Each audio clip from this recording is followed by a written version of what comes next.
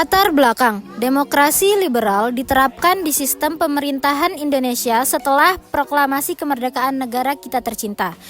Demokrasi liberal sudah dimulai setelah pengakuan Belanda tentang kedaulatan Indonesia pada tanggal 27 Desember 1949. Dalam periode ini, sistem pemerintahan Indonesia menganut sistem parlementer, yang artinya kekuasaan eksekutif dipegang oleh kabinet yang bertanggung jawab kepada parlemen.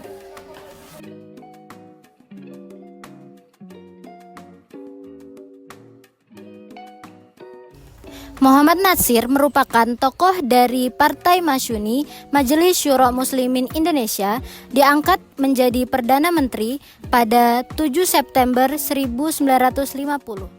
Pembentukan Kabinet Natsir ini dilakukan dalam kondisi Indonesia yang baru kembali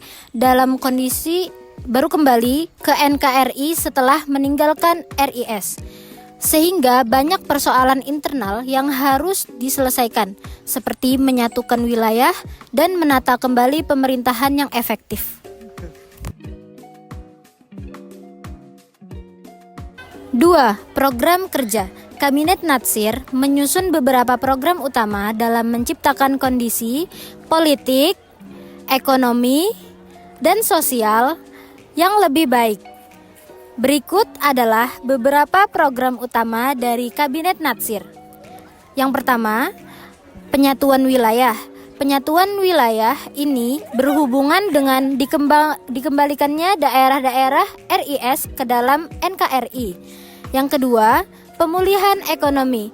Saat periode Kabinet Natsir, kondisi pemulihan ekonomi sangatlah buruk, sehingga Kabinet Natsir berusaha untuk menata kembali perekonomian Indonesia dengan cara meningkatkan produksi dan memperbaiki kondisi keuangan negara.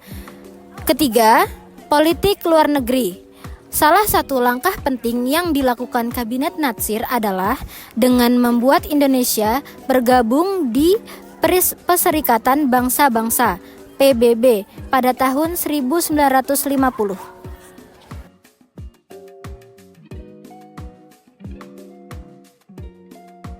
Lengsernya Kabinet Natsir. Sayangnya, Kabinet Natsir hanya bertahan selama sekitar 8 bulan saja. Kejatuhan kabinet ini disebabkan oleh beberapa alasan, yaitu koalisi yang rapuh, yang dimana Kabinet Natsir didukung oleh beberapa partai yang memiliki kepentingan dan ideologi yang berbeda-beda. Hal ini menyebabkan munculnya konflik politik yang dimana dukungan terhadap kabinet mulai goyah. Konflik internal di Masyumi.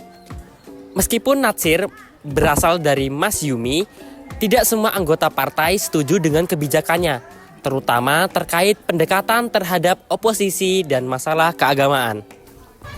Gagal dalam mengatasi masalah ekonomi. Meskipun ada sedikit keberhasilan, namun kabinet ini dianggap sangat gagal dalam mengatasi masalah ekonomi di negara Indonesia. Pada akhirnya, Natsir mengundurkan diri pada 21 Maret 1951 setelah kalah dalam mosi Hadikusumo yang tidak percaya di parlemen, dan kabinetnya resmi berakhir pada 27 April 1951.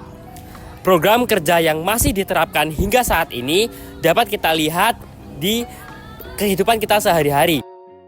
Pertama, politik luar negeri bebas aktif. Prinsip ini menekankan bahwa Indonesia akan mengambil posisi netral tetapi aktif dalam berbagai urusan internasional serta tidak terikat oleh blok manapun.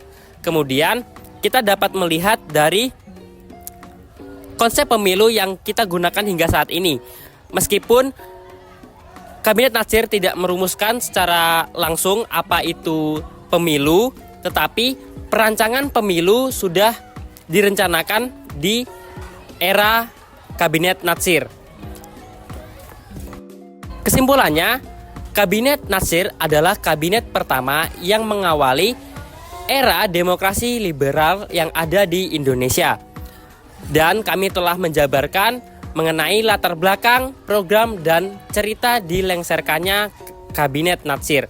Demikian penjelasan dari kelompok kami. Terima kasih. She said she wish it was two of me. Walking that bit with some racks. finesse me with some racks.